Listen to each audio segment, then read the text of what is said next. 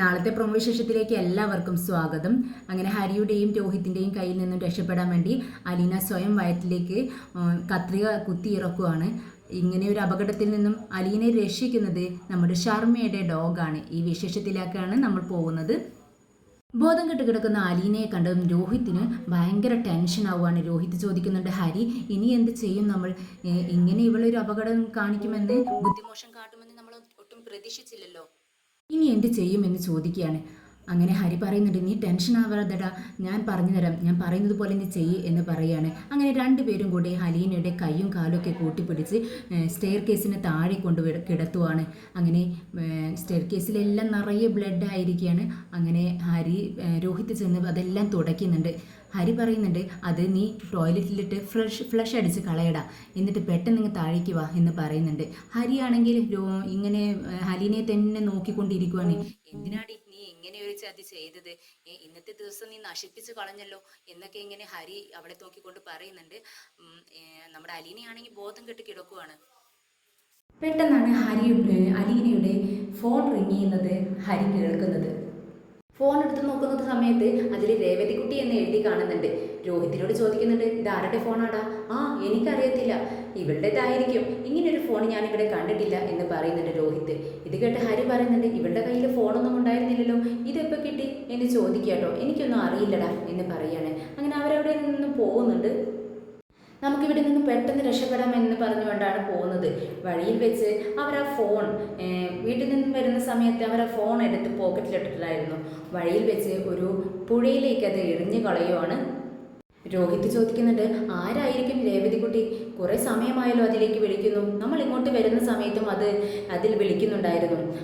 ആരെങ്കിലും ആവട്ടെടാ, നമുക്കെന്താ, ആരായാലും എന്താ, എന്തായാലും അത് നശിപ്പിച്ചു കളഞ്ഞല്ലോ, അതുകൊണ്ട് ഇനി ആ തെളിവുണ്ടാവത്തില്ലല്ലോ എന്ന് പറയുന്നുണ്ട്. ഇതേ സമയം നമ്മുടെ രേവതിക്കുട്ടി നമ്മുടെ ഗ്രേസിയോട് പറയുന്നുണ്ട്, അല്ല ഗ്രേസി ആൻറ്റി, ഞാൻ അലീന ചേച്ചിക്ക് വിളിച്ചു, പക്ഷേ ഫോൺ എടുക്കുന്നില്ല.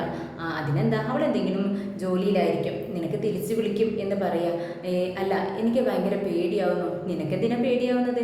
അല്ല ആൻറ്റി, ഇത് നമ്മുടെ അലീന ചേച്ചിക്ക് വിളിച്ചപ്പോഴേ ഈ രോഹിത് ഉണ്ടല്ലോ, അവിടുത്തെ ആൻറ്റിയുടെ മോന്, അവനക്ക് ജ്യൂസ് കൊടുക്കാൻ വേണ്ടി റൂമിലേക്ക് പോവുകയാണെന്ന് പറഞ്ഞിട്ടുണ്ടായിരുന്നു.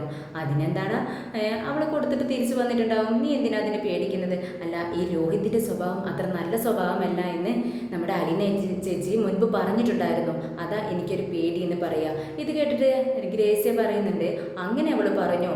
അങ്ങനെയാണെങ്കിൽ അവൾ എന്തിനാ അവിടെ കടിച്ചു തൂങ്ങി നിൽക്കുന്നത്? അവൾക്ക് ഇങ്ങനെ ഇറങ്ങി പോന്നൂടെ? വേറെ എത്ര ജോലി അവൾക്ക് കിട്ടും, അല്ലെങ്കിൽ അവൾക്ക് ഇങ്ങോട്ട് പോരാലോ, എന്തിനാ അവൾ അവിടെ നിൽക്കുന്നതെന്ന് ചോദിക്കുകയാണ്. എന്നാൽ രേവതിക്ക് കുട്ടിക്ക് അത് മറുപടി പറയാനൊന്നും കിട്ടുന്നില്ല.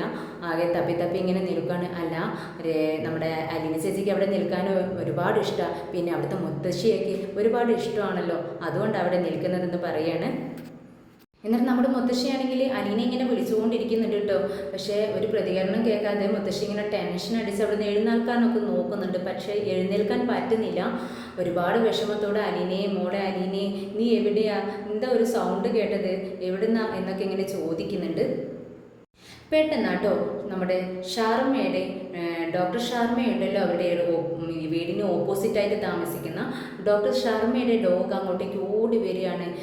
മതിലെല്ലാം ചാടി ഓടി വന്ന് ഈ ഡോർ അങ്ങ് തള്ളി തുറക്കാൻ വേണ്ടിയിട്ട് പറയുകയല്ല അങ്ങനെ കാണിക്കുകയാണ്. അങ്ങനെ ഷർമ്മയും ഒപ്പമുണ്ട് ഡോഗിൻ്റെ. ഷർമ്മ പെട്ടെന്ന് ഫ്രണ്ട് ഡോർ അങ്ങ് തുറക്കുന്ന സമയത്ത് ആകെ ഞെട്ടിത്തരിച്ച് നിൽക്കുകയാണ്. നമ്മുടെ അലീന താഴെ വീണ് ഇങ്ങനെ രക്തം വാർന്ന് കിടക്കുന്നത് പോലെയാണ് അവർക്ക് തോന്നുന്നത്. പക്ഷേ പെട്ടെന്ന് ഡോക്ടർ അടുത്ത് ചെല്ലുന്നുണ്ട്. എന്നിട്ട് നോക്കുന്ന സമയത്താണ് വയറ്റിൽ കത്രിക തറച്ച് കിടക്കുന്നത് കാണുന്നത്. പെട്ടെന്ന് തന്നെ മൂക്കത്തിങ്ങനെ വിരൽ വെച്ച് നോക്കുകയാണ് ഷർമ്മ. അപ്പോഴാണ് ആൾക്ക് ജീവനുണ്ട്, മരിച്ചിട്ടില്ല എന്ന് മനസ്സിലാവുകയാണ്.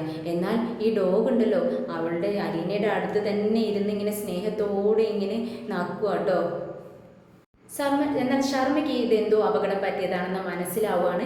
പെട്ടെന്ന് തന്നെ ഷർമ്മ ഒരു ആംബുലൻസിനെ വരാൻ വേണ്ടി വിളിച്ച് പറയുകയാണ്. അങ്ങനെ ആംബുലൻസ് പെട്ടെന്ന് തന്നെ അങ്ങോട്ടേക്ക് എത്തുന്നുണ്ട്. അങ്ങനെ ഷർമ്മ അലീനയും കൊണ്ട് വേഗം ഹോസ്പിറ്റലിലേക്ക് പോവുകയാണ്. അവിടെ എത്തിയതും പെട്ടെന്ന് തന്നെ ബാലചന്ദ്രനെ വിളിച്ച് പറയുന്നുണ്ട്. അങ്ങനെ ബാലചന്ദ്രൻ ഇങ്ങോട്ടേക്ക് വരികയാണ് ഹോസ്പിറ്റലിലേക്ക്. എന്താ കാര്യമെന്ന് തിരക്കുന്നുണ്ട്. അങ്ങനെ നമ്മുടെ ഷർമ്മ പറയുന്നുണ്ട്, അത് എന്താണ് സംഭവിച്ചതെന്ന് അറിയില്ല, ഇന്ന് വൈകുന്നേരം മുതൽ നമ്മുടെ കുറേ നേരമായി എൻ്റെ ഡോഗ് ഇങ്ങനെ കുരച്ചുകൊണ്ടേ ഇരിക്കുമായിരുന്നു. ഒരു ശല്യം എന്തെന്ന് പറയുക, ഭയങ്കര ബുദ്ധിമുട്ടായിരുന്നു. ഒരു നിമിഷം വെറുതെ ഇരുന്നിട്ടില്ല. പെട്ടെന്നാണ് അവൻ പുറത്തേക്ക് ഓടിക്കളഞ്ഞത്. എനിക്കിപ്പോഴാണ് മനസ്സിലായത് ഇവർ തമ്മിലുള്ള ബന്ധം എന്താണെന്ന്. പെട്ടെന്ന് നിങ്ങളുടെ വീടിനകത്തേക്ക് തള്ളി തുറന്ന് എനിക്ക് ഡോറ് തുറന്ന് അകത്തേക്ക് കടക്കേണ്ടി വന്നു. അപ്പോഴാണ് ഈ കുട്ടി ഇങ്ങനെ താഴെ സ്റ്റെയർ കേസിന് താഴെ വീണ് കിടക്കുന്നത് കണ്ടത്. പക്ഷേ വയറ്റിലൊരു കത്രികയും തറഞ്ഞ നിലയിലായിരുന്നു ഞാൻ കണ്ടെത്തിയത്. ഇതിലെന്തോ പന്തികേടുണ്ട് എന്ന് പറയാണ് നമ്മുടെ ശർമ്മ.